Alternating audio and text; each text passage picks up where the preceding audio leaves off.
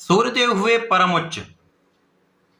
प्रिय दर्शकों, नवग्रहों में राजा सूर्यदेव जो महाबलशाली ग्रह हैं, जिनका एक विशेष आभामंडल है, इस आभामंडल के समक्ष अन्य ग्रहों का प्रभाव निर्बल हो जाता है।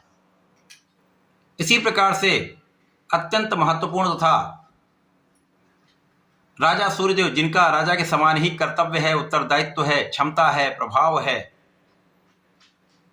जो आत्मबल के कारक हैं, पिता के कारक हैं, शासन प्रशासन प्रशासनिक सेवाओं तथा राजनीति के कारक सूर्यदेव हैं, नेतृत्व की क्षमता के कारक सूर्यदेव हैं। अत्यंत महत्वपूर्ण तथा विशेष ग्रह सूर्यदेव अपनी राशि का परिवर्तन करने जा रहे हैं। 14 अप्रैल को ये राशि परिवर्तन करके मेष राशि में प्रवेश करेंगे।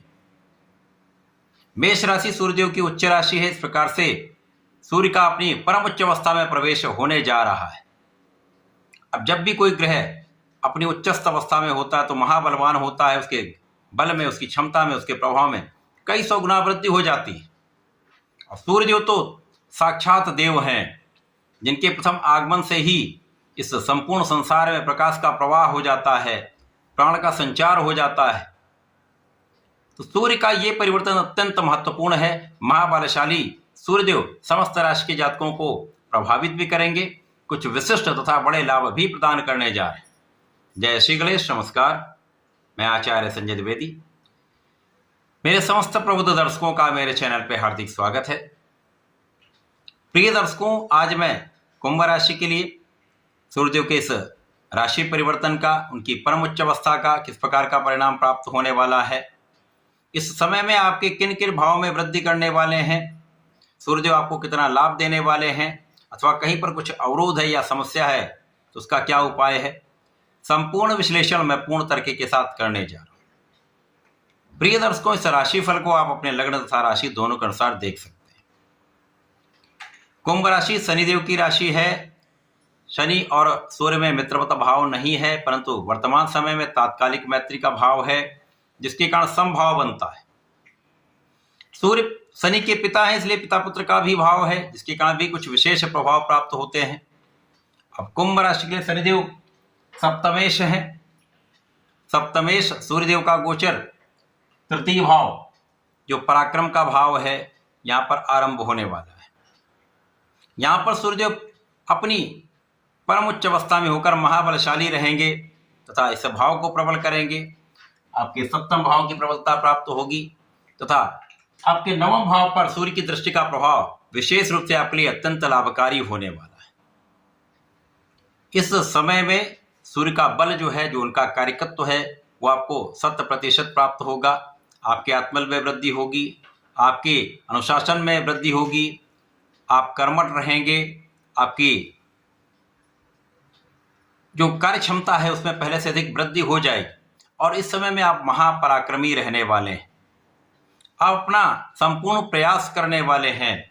इस समय में आपके अच्छे मित्रों का साथ आपको प्राप्त होगा, आपके भाई बहनों का साथ आपको प्राप्त होता है और जो इस समय आप पराक्रम करेंगे उसको सही दिशा आप दे पाएंगे।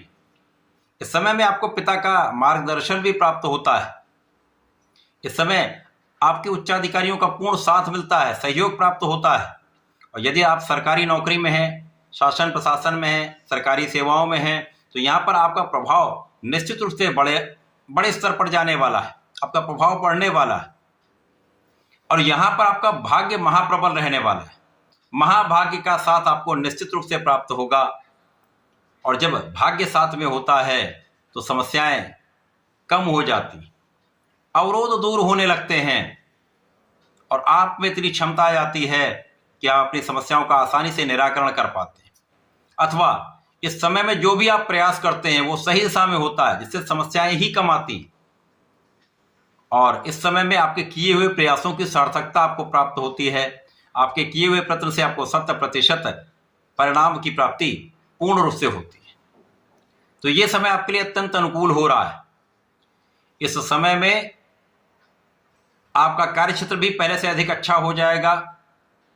इस समय में आपके लाभ में पहले से अधिक वृद्धि हो जाएगी।